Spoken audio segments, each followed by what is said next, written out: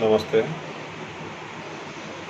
आज हम BA part second economics paper second elements of statistics and mathematics के अंतर्गत इन्वर्स ऑफ मैट्रिक्स विषय पर चर्चा करेंगे।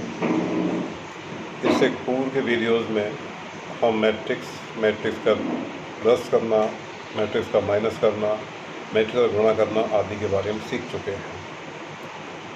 तो सर्वप्रथम अभी जानने का प्रयास करते हैं कि प्रतिलोम मैट्रिक्स का अर्थ क्या है।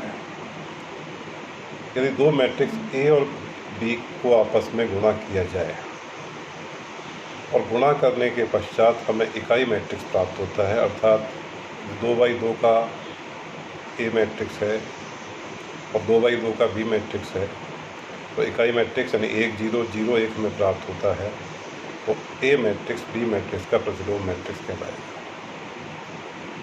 अर्थात ए बी बराबर बी ए बराबर आई यानी इकाई मैट्रिक्स, या ए इन्वर्स प्रतिलोम मैट्रिक्स को ए इन्वर्स से दिखाते हैं, जो आइडेंटिटी मैट्रिक्स के बराबर होना चाहिए। प्रतिलोम मैट्रिक्स याद करने की विधि क्या है? प्रतिलोम मैट्रिक्स याद करने के लिए किसी मैट्रिक्स का प्रतिलोम निकालने के लिए निम्न चरणों का प्रयोग किया जाता है।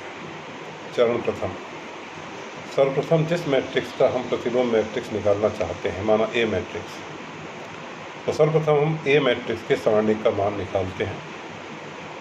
सारणिक का मान 0 नहीं होना चाहिए, यह प्रतिलोम मैट्रिक्स निकालने की प्रथम शर्त है, अनिवार्य शर्त है। अर्थात ए सारणिक का मान 0 के बराबर नहीं होना चाहिए। वो धनात्मक हो सकता है, वो ऋणात्मक हो सकता है, लेकिन 0 नहीं हो सकता। अगर ए का मान 0 आ जाए तो हम उस मैट्रिक्स का प्रतिलोम मैट्रिक्स नहीं निकाल सकते। चरण दूसरा, दिए गए मैट्रिक्स के प्रत्येक अवयव का कोफैक्टर मैट्रिक्स निकालते हैं। अब कोफैक्टर मैट्रिक्स कैसे निकाला जाता है? किसी एलिमेंट अवयव का सहखंड उसके लघु सारणिक के बराबर होता है।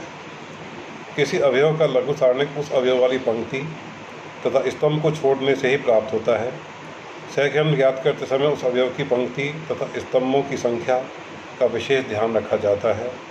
यदि पंक्ति तथा स्तंभों की संख्या का योग विषम है तो कोफैक्टर का चिन्ह ऋणात्मक होगा और सम होने की स्थिति में यह धनात्मक होगा। उदाहरणार्थ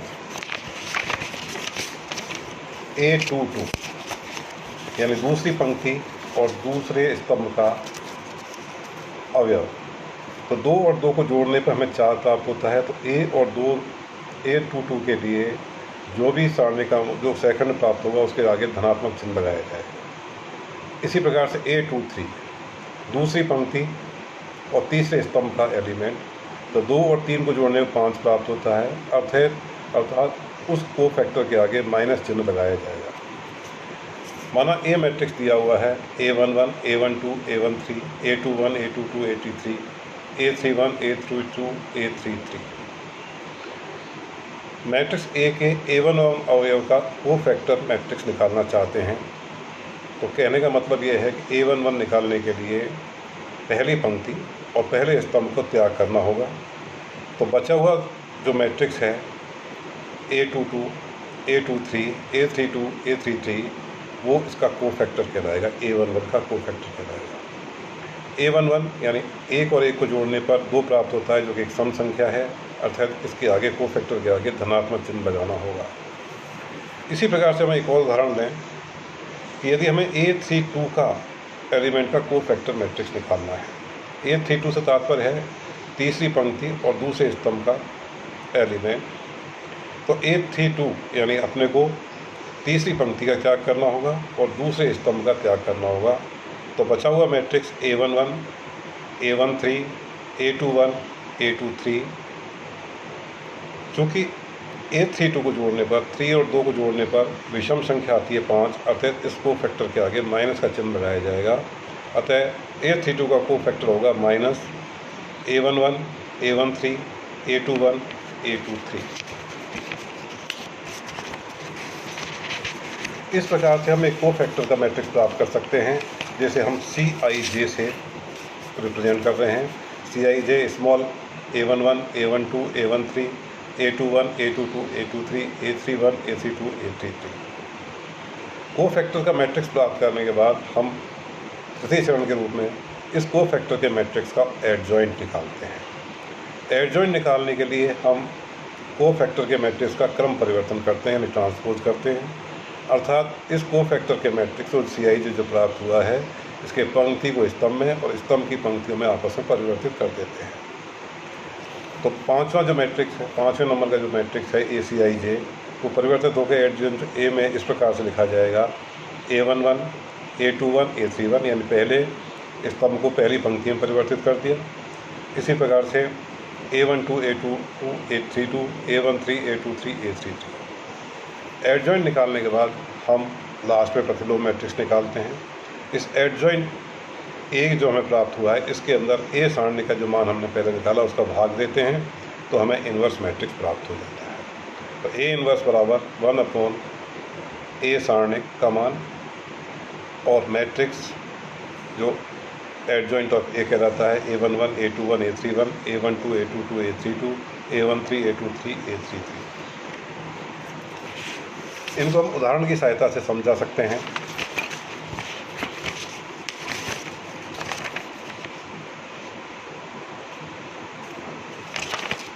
समझाया जा सकता है। उदाहरण यदि A बराबर मैट्रिक्स है 3, 5, 4, 8, तो इसका प्रतिलोम मैट्रिक्स हमें ज्ञात करना है। तो पहला चरण के रूप में हम इसके A मैट्रिक्स का हम सारणी का मान निकालेंगे। तो 3 × 8 - 4 × 5, इसका मान 4 हुआ, जो 0 के बराबर नहीं है, अतः हम इस मैट्रिक्स का प्रतिलोम मैट्रिक्स निकाल सकते हैं। चरण सेकंड, इस मैट्रिक्स का हम कोफैक्टर के मैट्रिक्स निकालते हैं, यानी 3 का यदि कोफैक्टर निकालना है, यानी A11 का कोफैक्टर में निकालना है, तो पहली पंक्ति और पहला स्तंभ को हटाने के बाद हमें 8 प्राप्त होता है, उसको 8 लिख देते हैं।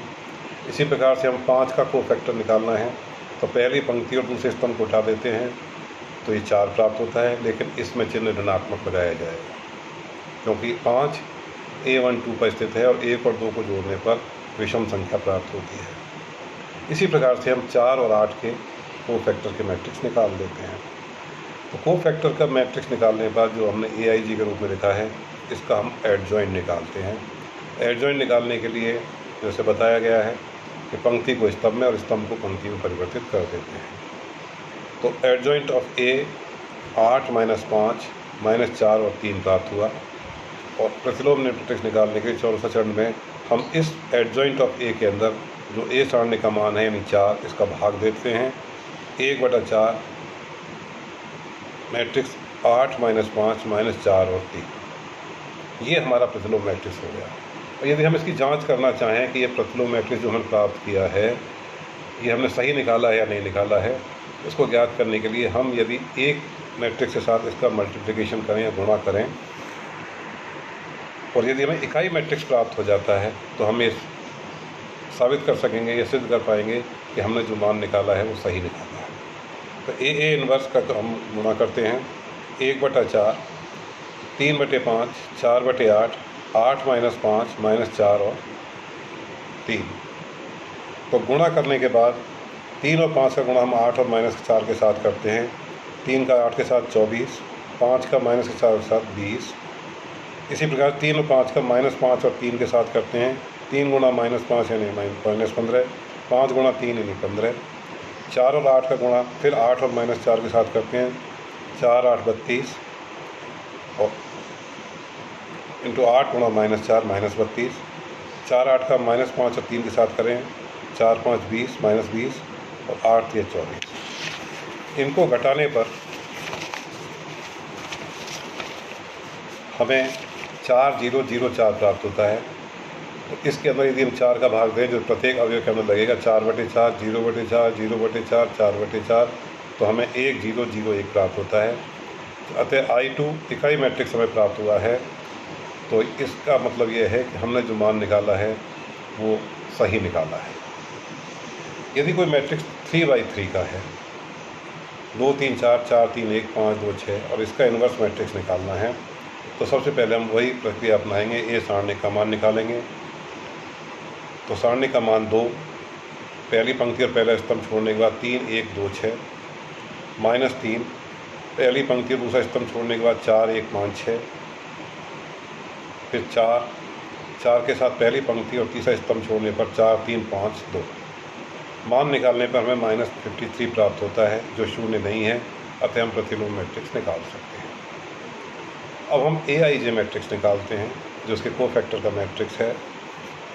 तो हम एक बड़ा मैट्रिक्स बना लेते हैं और उसके अंदर तीनों में 9 की 9 अवयव हैं, उनके कोफैक्टर के मैट्रिक्स को एक साथ लिख लेते हैं। जैसे कि मैं 2 का कोफैक्टर मैट्रिक्स निकालना चाहता हूँ, तो पहली पंक्ति और पहला स्तंभ छोड़ने के बाद अब मुझे 3, 1 और 2, 6 प्राप्त होता है। उसे मैं सारणी के रूप में मैट्रिक्स के अंदर लिख लेता हूँ। इसी प्रकार से 3 का यदि कोफैक्टर निकालना है तो पहली पंक्ति और दूसरे स्तंभ को छोड़ना पड़ेगा, 4, 1 और 5, 6। उसे मैं सेकंड नंबर में लिखता हूँ, लेकिन चिन्ह माइनस का लगेगा। इसी प्रकार से हम ये प्रक्रिया पूरे कोफैक्टर की मैट्रिक्स की निकाल लेते हैं। तो कोफैक्टर का मैट्रिक्स का मान निकालने के बाद हमें ये प्राप्त होता है -16, -19, -7, -10, -8, 11, -9, 14 और -6। इसके पास इस कोफैक्टर के मैट्रिक्स को निकालने के बाद हमें इसका एडजॉइंट निकालना पड़ता है। तो एडजॉइंट निकालने के लिए हम कोफैक्टर के मैट्रिक्स का ट्रांसपोज करते हैं। 16, -10, -9, -19, -8, 14, -7, 11 और -6। अतः A इनवर्स हुआ एडजॉइंट ऑफ A में A सारणी का मान यदि हम दे दें, यानी 1/-53 का यदि हम भाग दे दें, तो जो हमें मैट्रिक्स प्राप्त हो रहा है 1/-13, 16, -10, -9, -19, -8, 14, -7, 11 और -6, यह इसका इनवर्स मैट्रिक्स है। धन्यवाद।